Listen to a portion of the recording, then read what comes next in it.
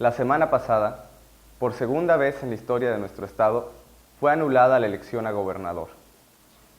En los dimes y diretes en medios nacionales, en medios locales, inclusive en la calle, en las comidillas, era que había existido un supuesto fraude, que habían votado los muertos, que había votado gente que no vive en nuestro país, que había votado inclusive gente que vivía en hospitales psiquiátricos.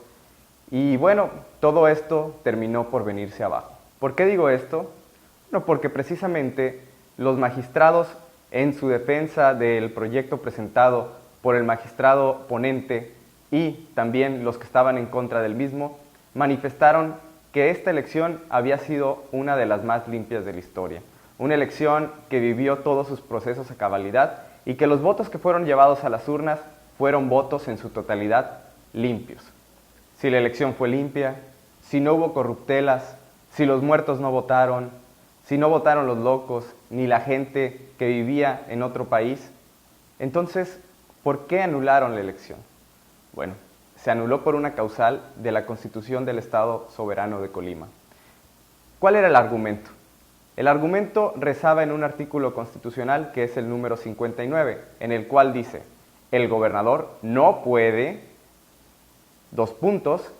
inciso quinto, intervenir en los procesos electorales. Digámoslo así de manera muy resumida y para no meternos en argumentos legales muy concisos. Pero ¿por qué decían que el gobernador había intervenido si no lo había hecho él de manera directa? Bueno, porque en el mismo artículo, en la fracción quinta, dice que no puede intervenir él ni por medio de agentes ni por medio de otras personas. ¿Cuál era esta otra persona? Pues un supuesto video donde el secretario de Desarrollo Social de Colima hacía alusión a que sí era él, el del famoso audio donde le pedía a una servidora pública que llevara votos a las urnas en favor de diversos candidatos del Partido Revolucionario Institucional, entre ellos Nacho Peralta. Pero se ejecutó la orden, verdaderamente se logró que esa interferencia afectara en el resultado de las elecciones, fue ejecutada la orden, fue completada por la servidora pública. Pues no, esto no sucedió.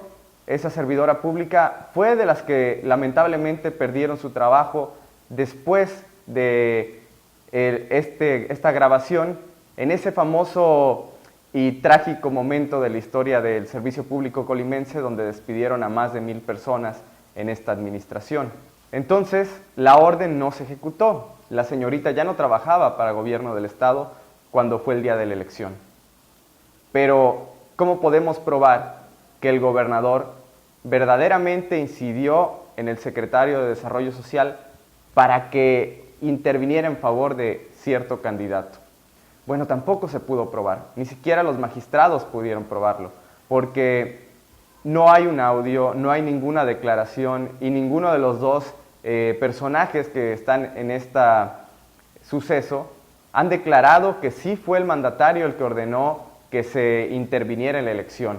No hay prueba alguna, pero en la lógica de los magistrados tampoco hay prueba alguna de lo contrario, porque ninguno de los dos personajes salió a decir que jamás había dado esa orden y que jamás había intervenido. Por lo tanto, los magistrados dieron por hecho que al no haber ningún señalamiento de que no se había intervenido, pues estaban dando ellos con su silencio prueba de que sí lo habían hecho. Fue pues la actuación de un tercero ajeno a la campaña de José Ignacio Peralta Sánchez el causante de la nulidad de la elección. Pero para los que gritan a los cuatro vientos que existió un fraude en Colima, existió el fraude de Jorge Luis Preciado. Y así lo dijeron los magistrados. Los muertos no votaron.